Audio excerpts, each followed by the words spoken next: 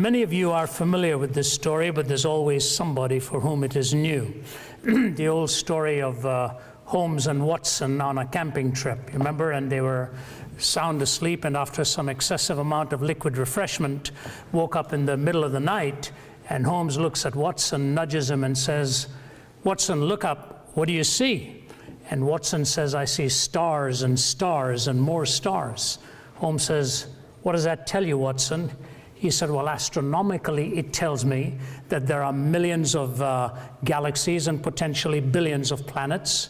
Astrologically, it tells me that Saturn is in Leo. Orologically, it tells me that it's about 2:45 in the morning.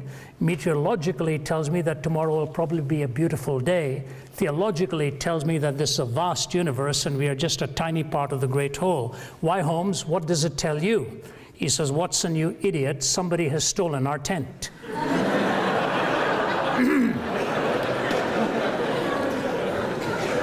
You know, you can be very profound in an answer and miss the larger point.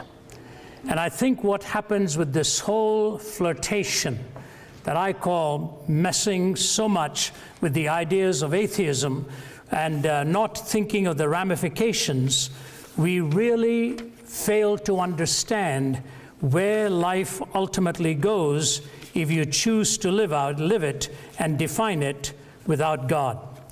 Years ago, somebody penned these words that I'd like to read for you. It goes like this: "First, dentistry was painless, then bicycles were chainless, and carriages were horseless, and many laws enforceless. Next, cookery was fireless, telegraphy was wireless, cigars were nicotineless, and coffee caffeineless. Soon oranges were seedless, the putting green was weedless, the college boy was hatless, the proper diet fatless. New motor roads are dustless, the latest steel is rustless, our tennis courts are sodless, our new religion godless." That struggle of trying to explain life having lost all points of reference is really the struggle one has to deal with if we choose to live our existence without any transcendent ontic point of reference. Either we go inwards or we go laterally. We find no point of testing what really defines the most critical questions of life. And to the credit of Friedrich Nietzsche, when he wrestled with the idea of the madman running into the marketplace and looking for God in his Thus Spake Zarathustra, one has to at least credit Nietzsche with the fact that he was dealing with the entailments of that kind of conclusion. His metaphors are poignant, and you'll begin to see what it is he's really asking once he himself philosophically is coming to that conclusion. Here's what he says about the madman. "Have you not heard of that madman who lit a lantern in the bright morning hours, ran to the marketplace and cried incessantly, 'I'm looking for God, I'm looking for God.' As many of those who did not believe in God were standing together there, he excited considerable laughter. 'Have you lost him then?' said one. 'Did he lose his way like a child?' said another. 'Or maybe he's hiding. Is he afraid of us? Has he gone on a voyage or emigrated?' So they shouted and laughed him to scorn. But the madman sprang into their midst and pierced them with his glances. 'Where is God?' he cried. 'I'll tell you. We have killed him. You and I, we're all his murderers. But how have we done this? How were we able to drink up the sea? Who gave us a sponge to wipe away the entire horizon? What did we do when we unchained this earth from its sun? Whither is it moving now? Whither are we moving now? Away from all suns? Are we not perpetually falling backwards, forwards, sidewards, in all directions? Is there any up or down left? Are we not straying through an infinite nothing? Do we not feel the breath of empty space? Has it not suddenly become colder? Is not more and more night coming on us all the time? Must not lanterns now have to be lit in the morning hours? Do we not hear anything yet of the noise of the grave diggers who are burying God? Do we not smell anything yet of God's decomposition? God is dead and he decomposes too, you know. God remains dead and we've killed him. how shall we, the murderer of all murderers, now compose ourselves? Because that which was holiest and mightiest of all that the world has ever possessed has bled to death under our knives. Who will wipe this blood from us? With what water can we purify ourselves? What festivals of atonement, what sacred games will we need to invent? Is not this the greatest of deeds, too great for us? Must we not ourselves now have to become God simply to seem worthy of what we have done? There's never been a greater deed, you know, and whoever shall be born after us for the sake of this deed shall be part of a higher history than all history hitherto. Here the madman fell silent and again regarded his listeners. They too were silent, and they stared at him in astonishment. At last he threw his lantern to the ground and broke and went out. I come too early, maybe. My time has not yet come. This tremendous event is still on its way, still traveling, and has not yet reached the ears of men. Lightning and thunder require time. The light of the stars requires time. Deeds require time, even after they are done, before they can be seen and heard. This deed is still more distant from them than the distant stars, and yet they have done it themselves. It has been related further that on the same day that the madman entered diverse churches, and there sang a requiem, Aeternam Deo. Let out and quieted, he is said to have retorted each time, what are these sepulchres now, if they are not the tombs and sepulchres of a dead God? I recall some years ago, and it's still during the Cold War in the 1980s, having to speak at the Center for Geopolitical Strategy in Moscow, and followed immediately after that at the Lenin Military Academy. It was as ice cold a situation, emotionally speaking, as you could imagine. I was literally put at a table and in front of a table and a chair all by myself, and the entire faculty circled the room there in their uniforms, and were going to quiz me for about 3 hours on this whole issue of theism vis-a-vis atheism. It was a nerve-wracking situation to be in, with their ice-cold stares and their pointed questions coming obviously in a very hostile way, giving all kinds of illustrations from their history. And I remember making the defense of theism there.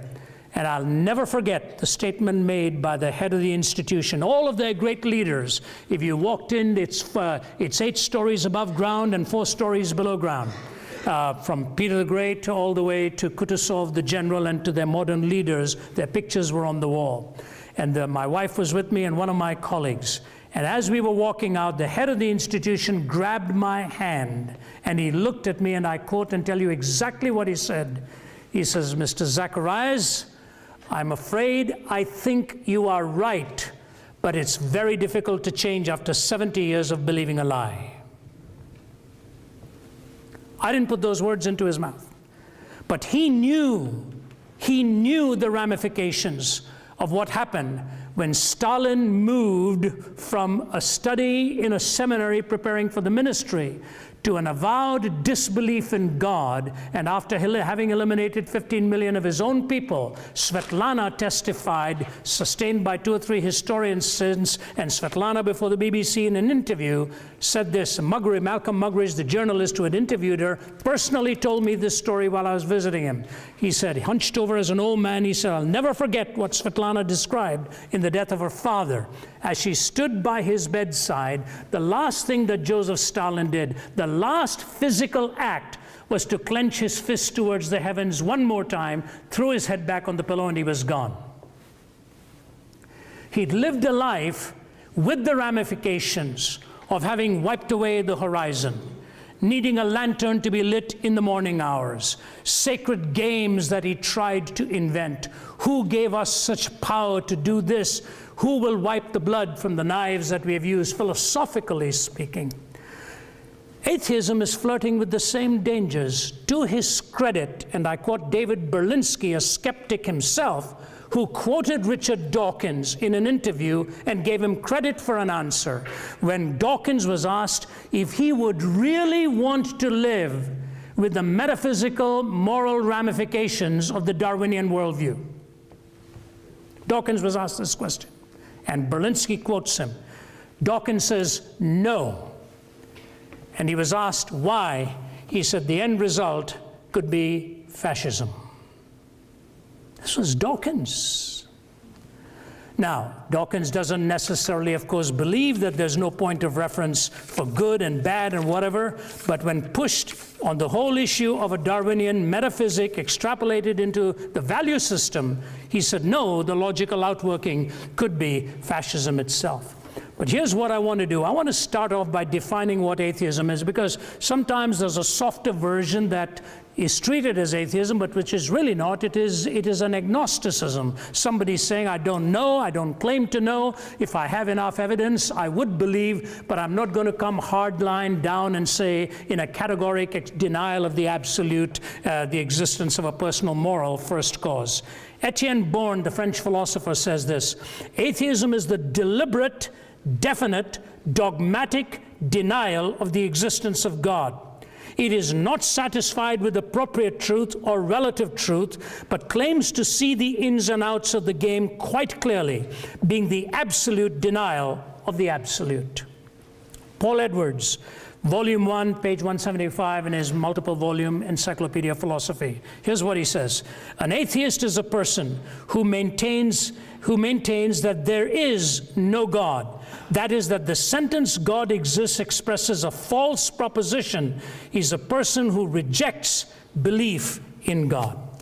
So there you have, both from Etienne Born and from Paul Edwards, how the definitions actually fall out in a philosophical dictionary on what atheism avers and what it ultimately clings to.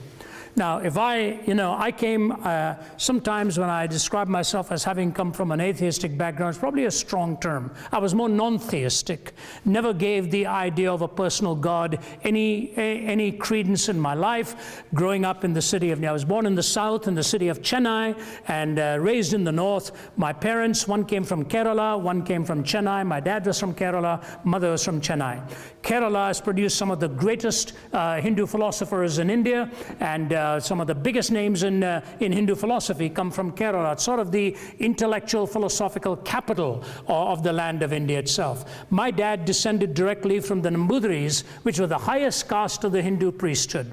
So all that going back for decades into my heritage, but somewhere along the line a conversion had taken place, but it became very nominal. The Christianity in my home was completely nominal. I had no personal interest. I don't think in all of the way up to my late teens I'd ever cracked open a Bible on my own. Frankly, I don't know if we had one in our house. But that's the way I lived and thought. And actually, when I finally encountered these struggles and these claims, it had a dramatic impact upon my life. I'll probably save that for later. The struggle I've had since then in my teens, as I struggled and thought of the ramifications of a naturalistic, materialistic world of ours with no transcendent, no personal moral first cause, where does one go with definitions? How do we define the most essential things in life? Do you realize right now, even in this most sophisticated part of the world in higher education, go to the United Kingdom or come here and you ask an average student 2 or 3 questions, and those questions are almost unanswerable. What does it mean to be human? Ask an average student today, what does it really mean to be human? I was asked to contribute to that subject at Johns Hopkins University some years ago, and most of the contributors were from a completely non-theistic viewpoint. Francis Collins and I represented the theistic viewpoint there. Questions of sexuality. What does it all really mean? These questions have become almost undefinable. And we go through this quicksand and walk through it, trying to find our way by changing all the definitions, but we don't know how to define it except by self-referencing. So 4 ramifications follow when you deny a personal God, a moral first cause. The first one is very difficult to anchor an absolute moral law. Very difficult to pin that anywhere. How does one actually arrive at moral reasoning, trying to find the explanation for good and bad. Now, to be sure, naturalists have made every effort. In fact, Sam Harris's latest book, as a student of neuroscience at Stanford, he's made a valiant effort to explain all of this as he sees it. Nothing new in the argumentation, nothing new has come. Because if you take his presuppositions, it still holds true that there are at least 7 forms of humanism that can develop in their ethical theories. There's the evolutionary humanism of Huxley, the behavioral humanism of Skinner, the existential humanism of Jean-Paul Sartre, the pragmatic humanism of Dewey, the Marxist humanism of Marx and Feuerbach, the egocentric humanism of Ayn Rand, and the cultural humanism of Carlos Lamont. Just take 2 of them. The materialistic humanism of Marx or Lenin and so on, and of the egocentric humanism of Ayn Rand, 2 completely different political theories emerging from both of their pens, both from a starting point of no God. So it doesn't hold true when they tell you we can find a logical outworking to this, we can reasonably arrive at this. You know, we are all ultimately framed and shaped in ways that truly force us to rethink our whole worldview at some point in life where something very difficult transpires. I was invited, when I was still in my 30s and 40s, I was invited to lecture in Krakow, Poland, and in Warsaw. The Cold War was still raging. And I arrived in Warsaw, finished my talks, and the man who had invited me asked me if I'd ever been to a death camp. And I told him, yes, I'd been to Buchenwald and Dachau and so on. He said, no, they're concentration camps. Have you ever been to a death camp? I said, not, I think, the way you're now pinpointing it. He said, tomorrow we got a free day, I'm going to drive you. I'm going to drive you to Auschwitz. I said, really? He said, yeah, it's a bit of a drive, but we'll go. And Hendrik Wiehe, my Polish host, put me into his car on a cold, foggy day, and we drove and drove and drove. I did not realize what awaited me that day. As a young, in my 20s, I'd been to Vietnam. I was invited by the chaplains with the Milius military to come there and covered the length of the country from Vung Tau in the south all the way to Quang Tri. I'd seen warfare firsthand as a younger man, and it really rattled me to my boots a bit. But nothing like what I was going to see in Auschwitz. If you've never ever been there, you ought to make at some point a journey in your life to visit it and just sit there for an hour or so thinking about what it is you're witnessing. As we arrived there and walked from room to room, I saw some Polish teenagers, I assumed they were Polish, but at one point they had to flee from one of the rooms and burst out sobbing. When I left the building, I still saw them sitting on the front steps with their face in their hands, and in one room where they left, behind glass was 12,000 pounds of women's hair, as the women had been scalped before being put into the gas ovens, and that hair was then taken and woven and sold as sacks in the marketplace. Little boys experimented upon by Joseph Mengele, twins. The pictures of those little boys will be ingrained in your memory when you see it. Mengele only not too more recently passed away after never have been caught hiding somewhere in Argentina. Standing like this, totally emaciated, staring glassy-eyed into the camera as they were photographed, castrated by Mengele for his experiments. And then I walked finally to the room where they were told they were getting their showers, but where they were gassed to death in this camp alone at the rate of 12,000 every day. And outside the room were the words of Adolf Hitler: I want to raise a generation of young people devoid of a conscience, imperious, relentless, and cruel. I thought to myself, what happened in the mind of a man who swayed one of the most brilliant nations into either coming along with him or pay dearly with their own lives if they did not condescend in some way? While so many knew what was happening and daren't speak lest they be part of the whole gas oven episode. In today's newspaper, in the Daily Mail in London, there's a critique given of a new book by a professor from King's College who's written a book called The Dictators. And he has covered in one chapter Hitler, and another chapter Stalin. And he has clearly delineated, so forget all this stuff that you'll sometimes hear from atheistic philosophers. Christopher Hitchens was one of them. And what this writer refers to Hitchens and Dawkins and some of the others as sort of doing cartwheels on the head of a pin, trying to prove their point. that Hitler was a Christian, that Hitler was a God-fearing man. Read the specific statements in this latest book called The Dictator of what Hitler's goal was all about, what his view was on the Christian faith.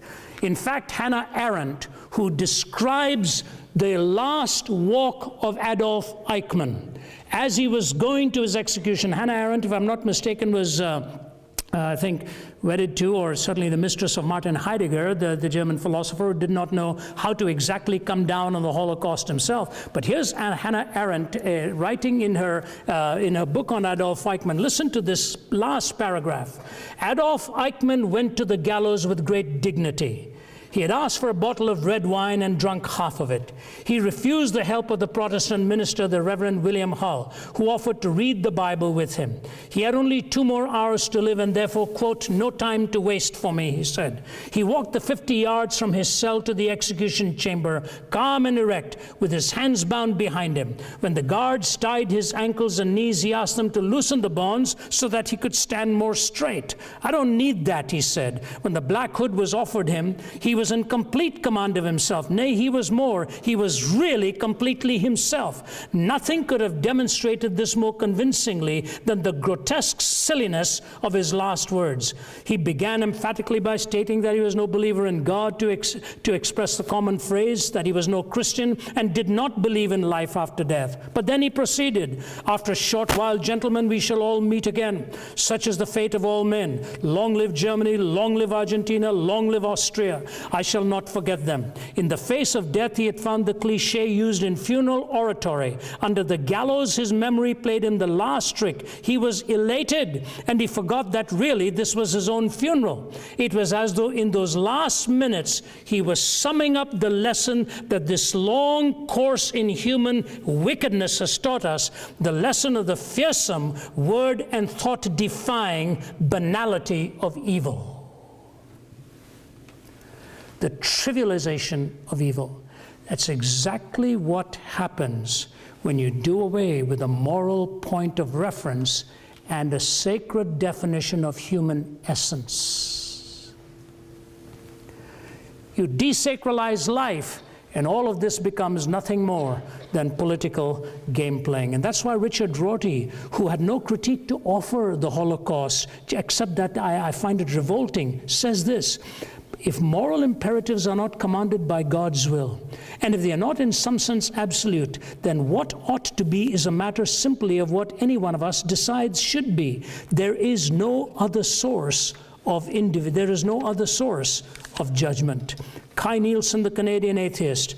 The thing that troubles me is this: we have not been able to show that reason, notice what he's saying, that reason requires the moral point of view. He's not talking about pragmatism. He's talking about rationality now. Requires the moral point of view. Or that really rational persons, unhoodwinked by myth or ideology, need not be individual egoists or classical amoralists. Reason really doesn't decide here.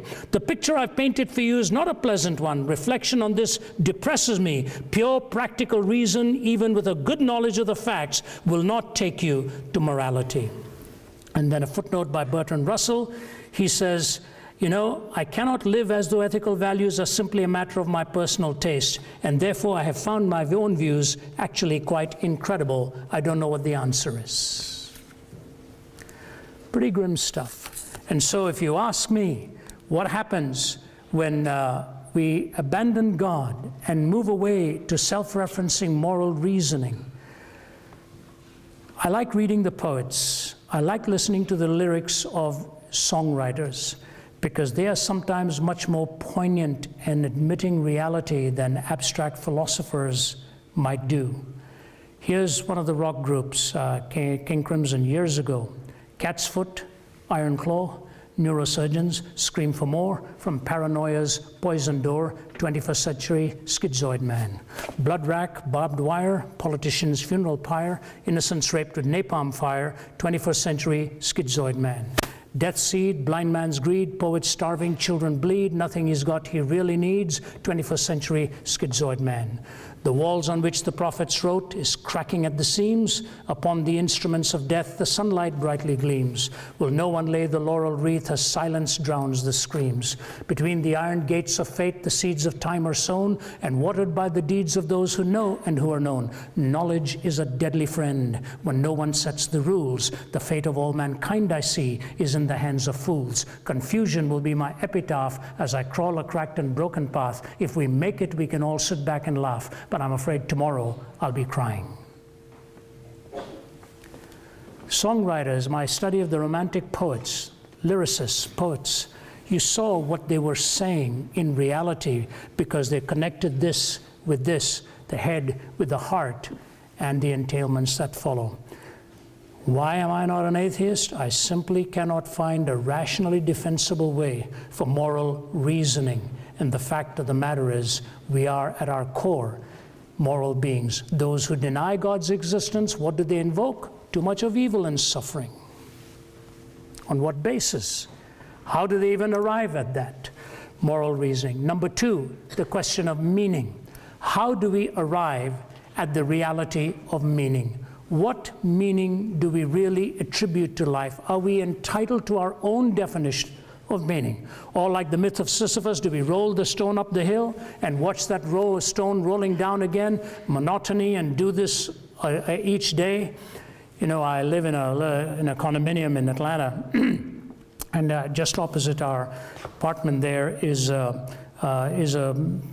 little playground for dogs, and every morning 6 or 6:30 they're all out with their dogs, and somebody comes, throws the ball, the dog runs, picks it up, brings it back. And one morning I was sitting there in a rather cynical state of mind, and I was thinking to myself, they bring the dogs out, throw the ball goes, the dog brings it back. About 20 times the dog's had his fill for the morning, they take it back and feed it. I said, in a little way, in a purely naturalistic sense, that's what we are too. We get into our car with the dog chasing the ball, go and do our thing from 9 to 5 and come back home. It's that repetitive monotony again and again and again. And we often assume that meaninglessness in our lives ultimately comes from becoming weary of pain, suffering, evil, struggle, angst, or what the Muslim might call the jihad, the struggle for existence and so on, that this is what we face. You know what the worst kind of meaninglessness is? Not the ones who have become weary of pain, but the ones who have become weary of pleasure. That is the ultimate kind of meaninglessness that is most painful.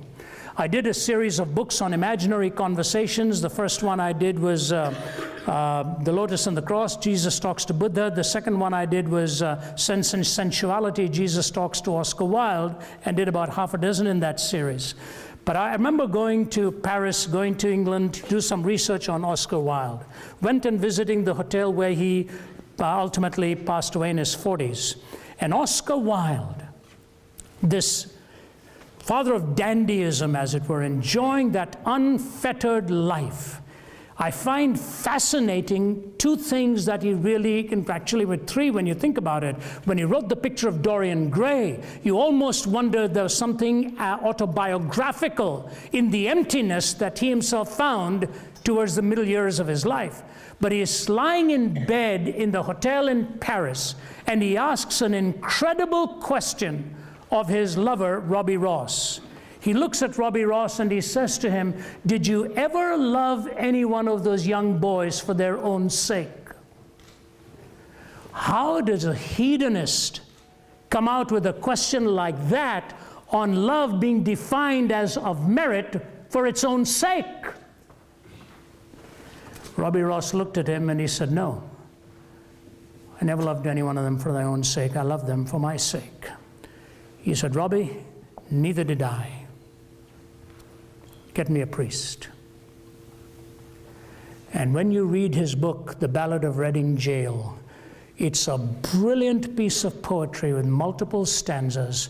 And in the heart of that poetry, it talks about the woman with the alabaster ointment, who had made her living probably by prostituting herself, who comes and falls at the feet of Jesus. And he makes reference to that and said, maybe only Christ is big enough now to forgive and to heal this soul of mine. And if you go to see his grave at that big cemetery in Paris. There's a giant phoenix in that cemetery with Oscar Wilde's name. And the verse he selected for his epitaph was from the book of Job.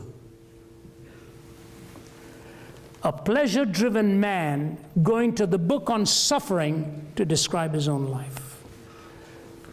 Loneliness is a terrible thing when you've exhausted pleasure and find you've come away empty-handed.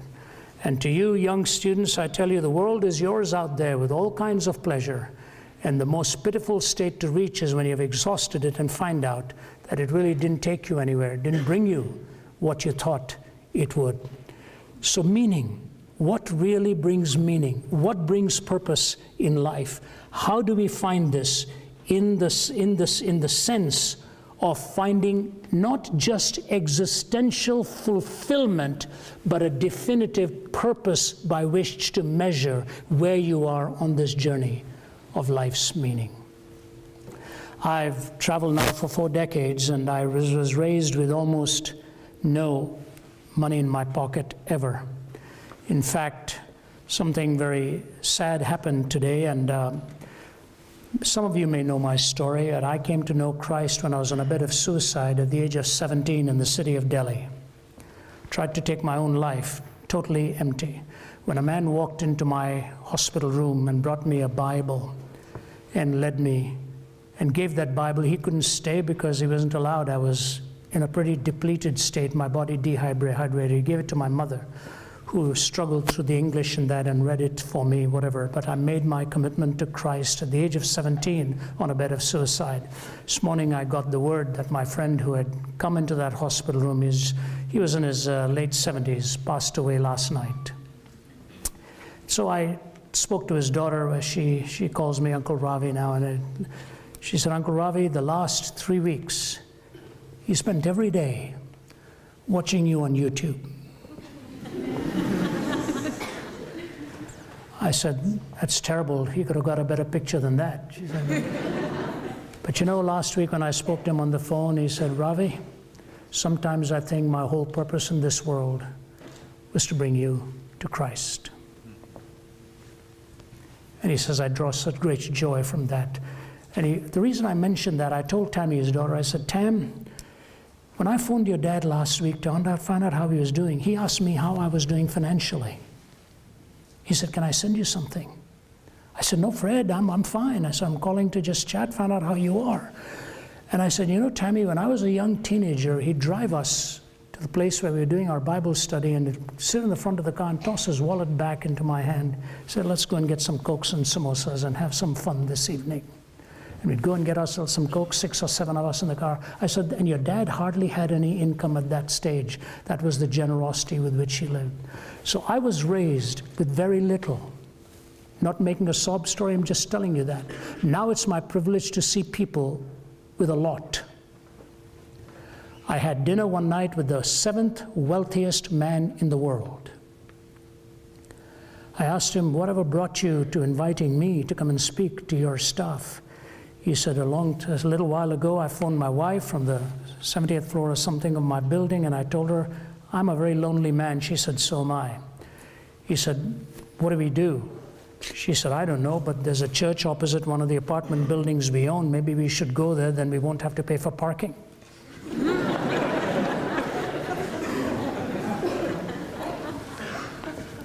And you know what he told me? When he could buy everything he wanted, he had never reached such a lonely moment as that. It's true. So think about it. What really brings life meaning? No moral point of reference, no meaning. Thirdly, quickly, there is no hope. Death becomes the end. And for all of those who want moral reasoning, I ask you, if death is the end, when that moment comes, there's ultimately no difference between a Mother Teresa and an Adolf Hitler. If there's no justice, if there's no judgment, ultimately there is really no comma or punctuation mark, it's a full stop. How does one really hold to a worldview where such are the ramifications of huge differences in lifestyles and values and ethics? I stood behind Mother Teresa on 2 or 3 occasions. In fact, I was asked by one of the leading televisions to come and anchor her funeral. I couldn't do that. But I remember this diminutive woman with all of her limited physical capacity, living with this little white sari around her. When she died, there were only 3 saris in her trunk. That's all she had. And yet, the homes she built, one is called Nirmal Hriday, which is a meets tender heart, watching how she rescued the masses in Calcutta and many other parts of the globe. A woman who gave herself to such incredible sacrifice. And what does Hitchens do with a life like that? Writes a vulgarly titled book called The Missionary Position. That's all he had to say about a woman like that, where Hindus, Muslims, Sikhs, Buddhists, all of them were at her funeral to recognize her as one of the great luminaries of our time who lived with such sacrifice and such selflessness. Do we not see the difference? Do we not see the difference? On what basis? No moral law, no meaning, no hope.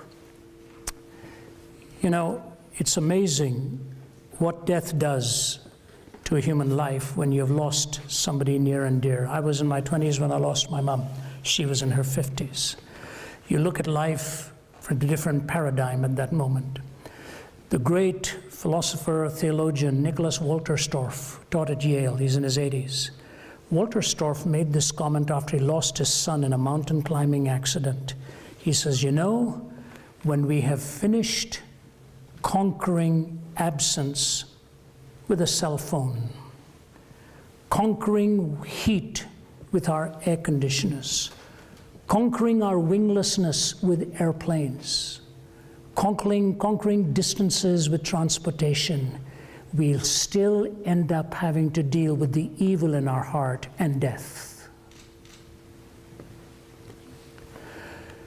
The whole hope of the resurrection, we've just celebrated Easter. Regardless of what you think about it, there's a logical flow to it. And I ask you this question. It was Thomas Aquinas who said the thing that intrigued him most about the disciples who are willing to pay with their lives is that they weren't in a herd mentality, all of them sitting in one room saying, bravo, let's die for this.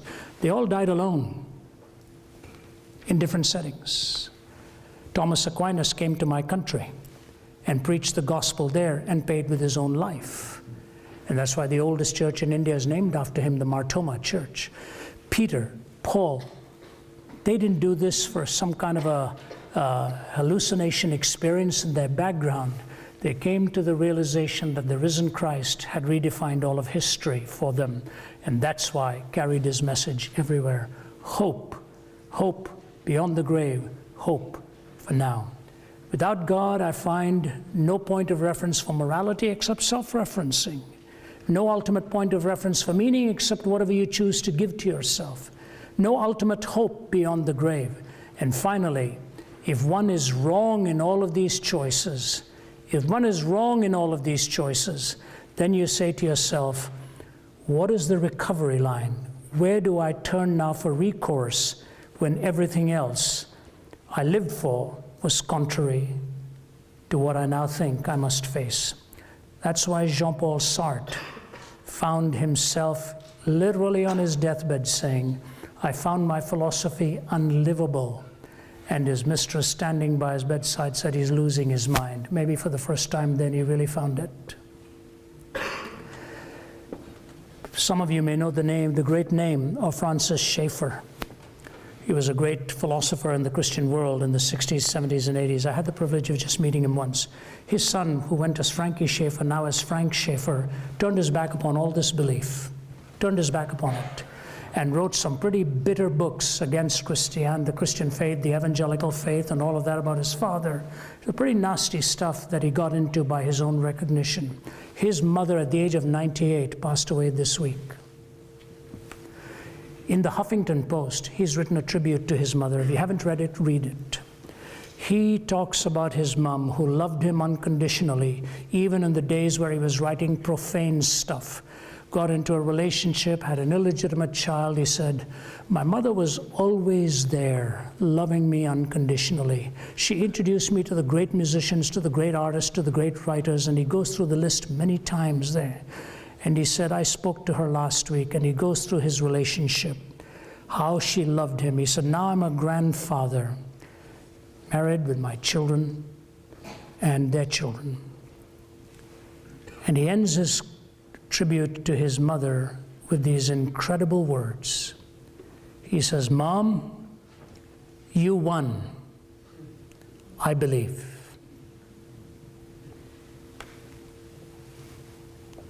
Mom, you won. I believe. There's just enough of a human in me to say, you know, Frankie, she would have loved it if you told her that minutes before she's gone. She would have just had a smile on her face. But she had enough of confidence that her son would ultimately come through. I don't know where you're at in your life, but I want to say to you, the abandoning of God leaves you with some extraordinarily tough questions. Moral law, hope, meaning, and if all goes wrong as you're coming to the end and you say, I've got to change my mind, what then? I think in my postgraduate work studying some of the great philosophers, especially Anthony Flew in his atheism, having to respond to Flew during my days at Cambridge there. And then, of course, all of a sudden, a few years ago, Flew says he's no longer an atheist. I thought I wasted all my time and all these years, and the boys, but he described himself as best a deist. But he did go on to say, if there is a truth, it'll have to be in the person of Jesus Christ. And so I say to you, when you're thinking of all that it costs, think of that's what Pascal meant existentially, not as a last-minute wager. He said, the existentialist challenges me and asks me, what if I'm wrong? He said, well, existentially, I'm fulfilled. I've nothing to lose. I'm a happy man. And at the end of my life, if it's wrong, then I've no way to regret what I found my happiness in. But how inestimable is the loss of one who rejects God and finds out he or she was wrong. That was what the Pascalian wager was all about. And so I leave you with the challenge to ask you to think about the truth of what I have just said to you. And I leave you with two quotes, and then I end. Viktor Frankl. Somebody was talking to me about Ernest Gordon, who was your chaplain some years ago. I remember reading his book. They're just a brilliant, brilliant writer. And Ernest Gordon, too, had been in concentration camp, as was Viktor Frankl. Frankl says this, if we present man with a concept of man, which is not true, we may well corrupt him.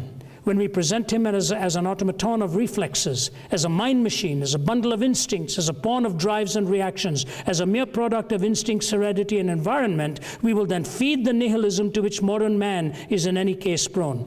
I became acquainted with the last stage of corruption in my second concentration camp, Auschwitz. The gas chambers of Auschwitz were the ultimate consequence of the theory that man is nothing but the product of heredity and environment, or as the Nazis like to say, of blood and soil. I am absolutely convinced that the gas chambers of Auschwitz, Treblinka, and Majdanek were ultimately prepared not in some Ministry of Defense other in Berlin, but rather at the desks and in the lecture halls of nihilistic scientists and philosophers. So an academy like this has an immense responsibility on what it does behind its lecterns and its lecture halls and what it imparts to you. Matthew Paris is a prominent journalist in the United Kingdom, an atheist and with a lifestyle that would be very contrary to the theistic framework. He was raised in Malawi, and he went to Malawi 2 Christmases ago, and he came back and he wrote a stunning article in the Times. He said, I find myself shocked that I'm about to say what I'm going to say.